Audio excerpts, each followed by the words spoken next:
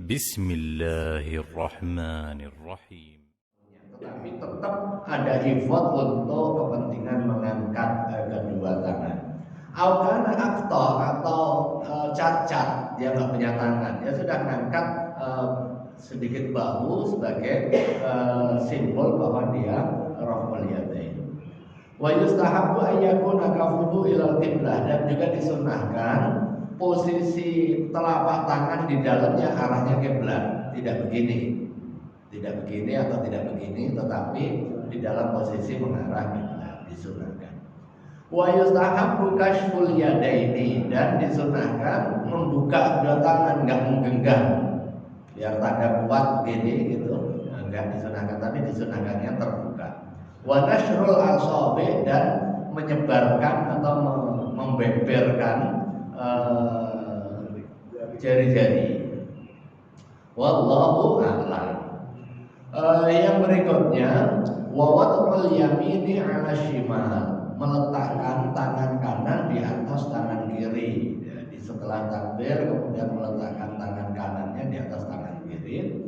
Wa tawajjuhu, dan baca doa tawajjuh, wal isti'adzah, dan doa isti'adzah atau bacaan isti'adzah. Tawajjuh itu ya seperti yang biasa kita baca, ini wajhtu wajhiya lillazi fatara samawati wal ardh hanifan musliman wa ma ana minal musyrikin, dan seterusnya. Wal isti'adzah, dan baca isti'adzah sebelum baca Fatihah.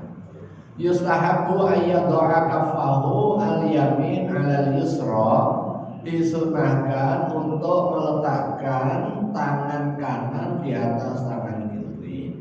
Wa yaqbidu bikaffil yumna qu'al yusra, dan disunahkan untuk menahan wa yaqbidu, dan memegang tangan kanan al yusra,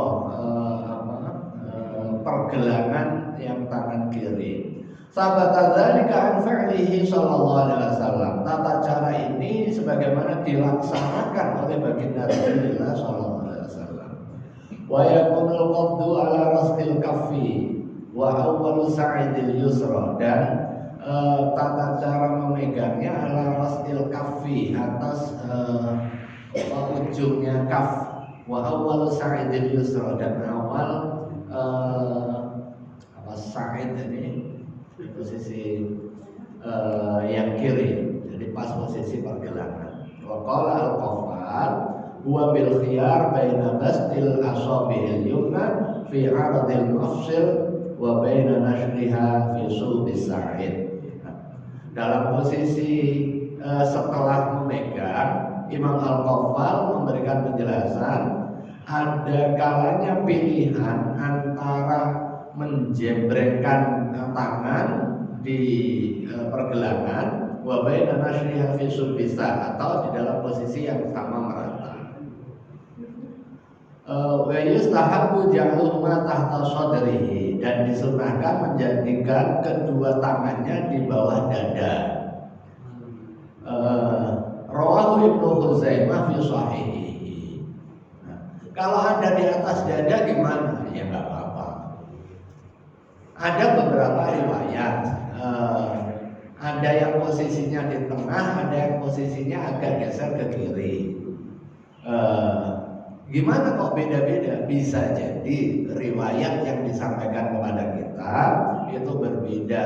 Rasulullah memungkinkan pelaksanaannya dengan beberapa model pelaksanaan ini. Jadi nggak usah dijadikan bahan ribut, kira-kira begitu. Sebagaimana juga kunut, apakah di awal atau sebelum atau setelah ruku, kemudian bahkan kunut atau tidak, karena memang ada juga riwayat yang menyatakan Rasulullah SAW memiliki azam kunut, akan baca kunut sampai hatta faraghat dunya, atau ada yang menyatakan bahwa kunutnya itu dibaca ketika pas ada nazilah. Waqila yaj'aluhuma tahta surah, ada yang berpendapat menempatkan kedua tangannya di bawah pusar. Jadi tahta surah di bawah pusar, jadi agak santai. Jadi kalau orang sholat santai di bawah juga nggak usah protes juga. Ini ngadep Allah Subhanahu Wa Taala santai betul. Gitu. Kecuali mau masuk tentara, jadi harus seragam semuanya. Wa qala Ibnu Munzir huma sawa'un li annahu lam yathbut fihi haditsun walau arsala yadayhi lam yaqbid karya zalim. Menurut Imam Ibnu Munzir, tata cara itu oke-oke aja. Huma sawa'un li annahu, karena sesungguhnya lam yathbut fihi hadits, enggak dijelaskan secara rinci di dalam hadis. Tetapi walau arsala yadayhi walam yaqbid karya.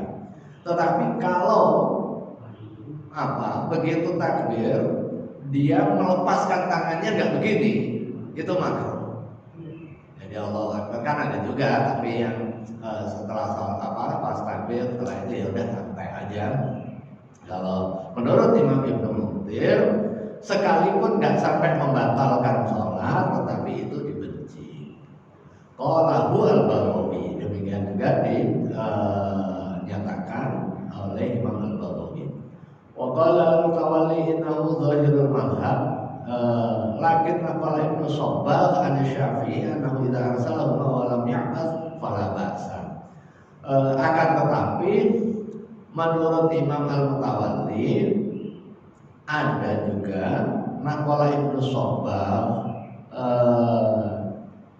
dinukil dari pandangan Imam Ibnu Shabbagh, diriwayatkan dari Imam Syafi'i bahwa ketika orang sholat kemudian nggak sedekap, dia lepas saja, tetapi walam ya'bas, tetapi nggak main-main, jadi ya sudah, fala ba'sa, maka nggak apa-apa.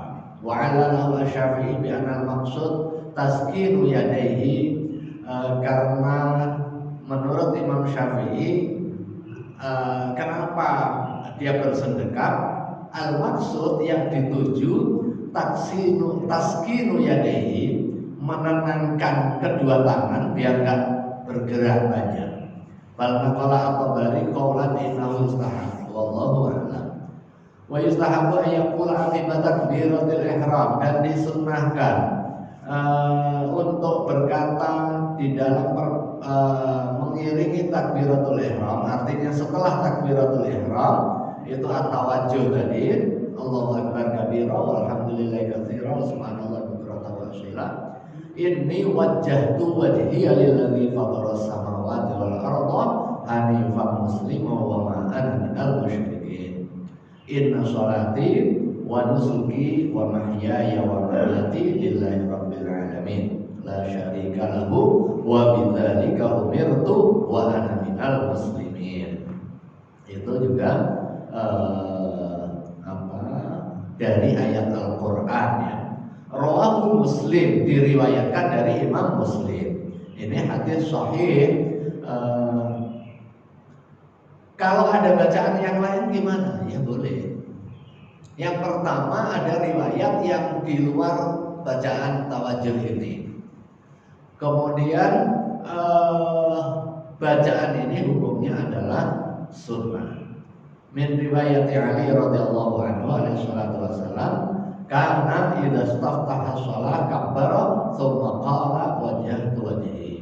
Diriwayatkan oleh Imam Muslim dari sahabat Ali karramallahu wajha bahwa Rasulullah sallallahu alaihi wasallam apabila memulai salat, istiftahus salat dengan takbiratul ihram, kemudian diikuti dengan membaca tawajjuh ini.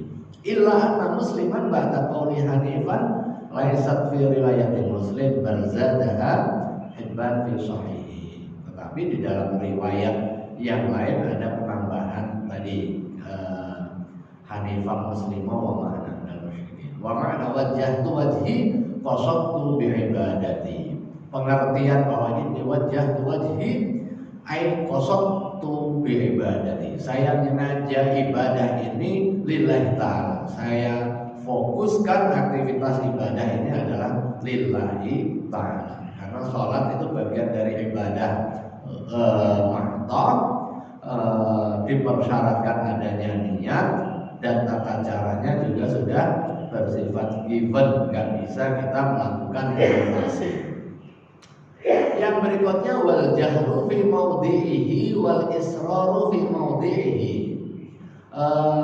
Jahr atau mengencangkan bacaan di tempat yang harusnya dikencangkan, wal israru dan memelankan di tempat bacaan yang pelan.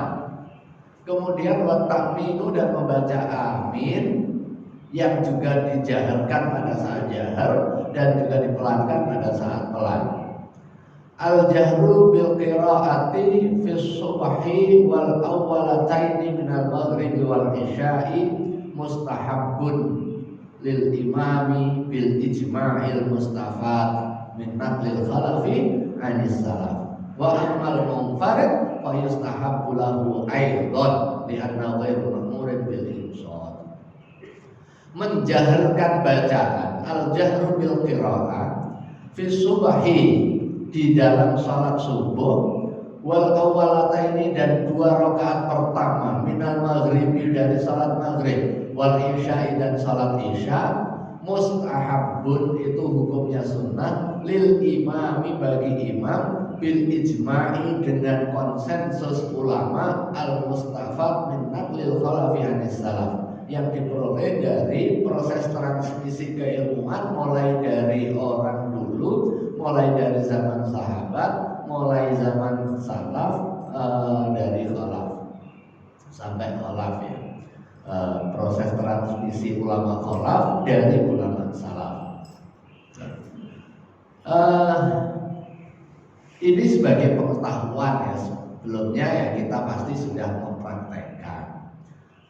Kewajiban kita memahami praktik keagamaan.